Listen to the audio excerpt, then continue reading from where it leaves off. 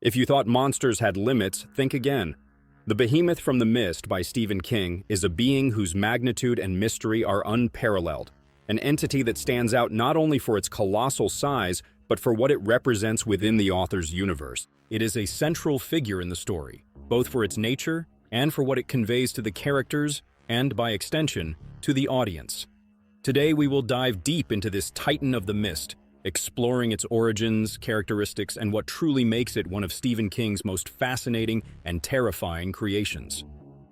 When we think of monsters within Stephen King's universe, the Mist offers an impressive variety, from the tentacles of Planet X, the Grey Widows, to the pterosaurs. But this creature has a special presence. Its size is so immense that even the human mind cannot fully comprehend it. And this is exactly where its horror lies. It is not the only monstrous being in the Mist, but without a doubt, it is one of the most prominent precisely because of the magnitude of its being and what its mere existence represents. First of all, the monster is not just a giant being. In the world of The Mist, created by the master of horror Stephen King, it comes from an alternate dimension, the result of a failed military experiment known as Project Arrowhead. This project, carried out by scientists and military personnel, aimed to explore parallel universes through what is known as the interdimensional window.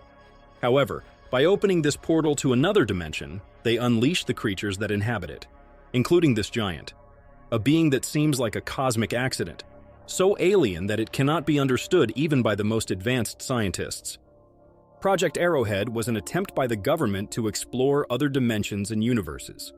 What they didn't know is that by opening a portal to an unknown space, they not only brought creatures from another reality, but also a strange mist that accompanied them. This mist was anything but ordinary, and it seems to have physical properties that alter the world as we know it. It is known that the mist allows the passage of these creatures, but it also acts as a form of transformation to everything it touches. This colossal being is a product of that transformation. But what is this creature really like? Essentially, it is described as the most gigantic monster that has ever existed on Earth. With a height of over 77 meters, the closest comparison would be that this being is larger than any other animal that has ever walked on our planet, even a blue whale.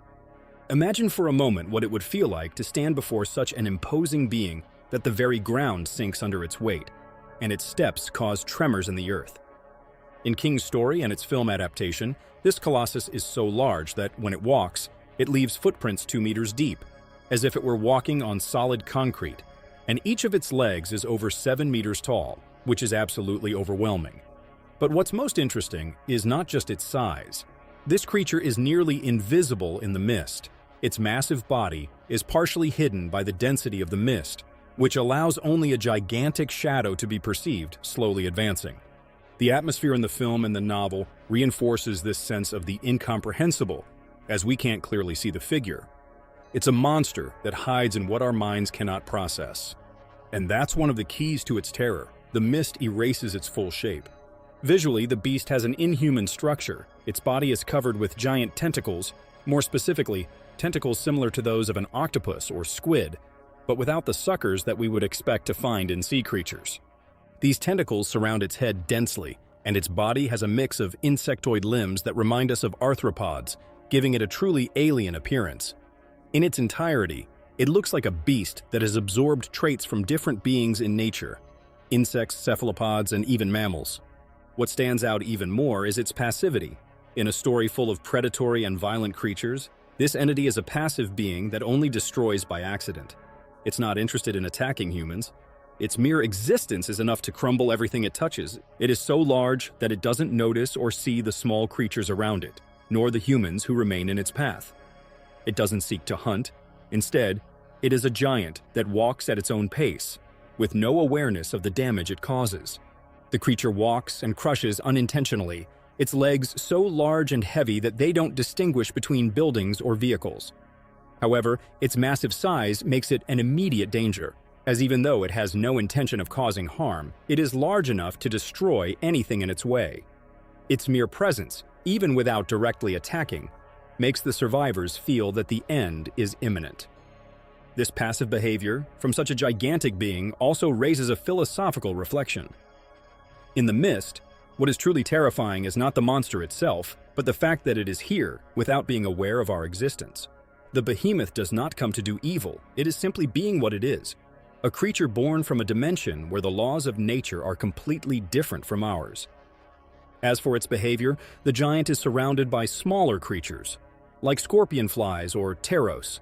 These creatures have a symbiotic relationship with it, feeding off the waste left by the colossus. Although it does not hunt or feed on humans, other creatures do. The scorpion flies, which feed on the remains of the beast, follow this shadow, creating an atmosphere of desolation and constant danger for the survivors. One of the most interesting theories that Stephen King's fans have proposed is that this being could be the queen of this predatory fauna, a kind of mother that gives rise to all the creatures that come with it from the alternate dimension. Some theories also suggest that it could be a primordial monster, a creature with no natural enemies, and that's why its existence isn't as aggressive. This titan simply exists in the ecosystem of that dimension, without a greater purpose than survival. In the film adaptation, Frank Darabont and his team worked with innovative special effects to bring the beast to life.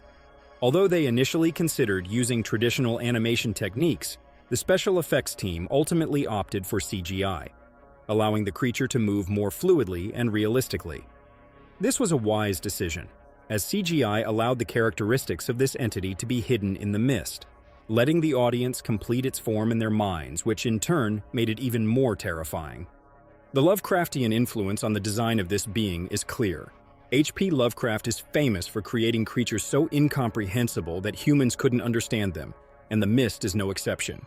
The monster is so massive, so different from anything we know, that it challenges human logic, reminding us how small we are in the vast universe. Like Lovecraft's entities, the grandeur of this creature puts us face to face with our fragility as a species. Finally, it is not only a monster of epic proportions, but it also represents cosmic horror in its purest form. The true threat in the Mist does not come from the creatures, but from the sense of powerlessness in the face of a world beyond our control. This titan is simply the reflection of a reality in which humans have no place, a world where our lives and struggles mean nothing compared to the magnitude of what surrounds us. This monster is not the traditional villain. It has no motivations, desires, or a malicious agenda. The Behemoth is a cosmic entity, a passive beast that simply walks through our dimension, destroying everything by accident just because it is bigger than everything that exists here. And in that sense, its true threat does not lie in its behavior, but in what it means for humanity. We are insignificant before the vast and the unknown. What do you think? Is this creature simply a passive presence that has been the victim of a world foreign to it? Or is there something more behind its nature? What does this monster represent in the context of the Mist? The cosmic indifference of a universe that doesn't stop for our small existence? Let me know your opinion in the comments.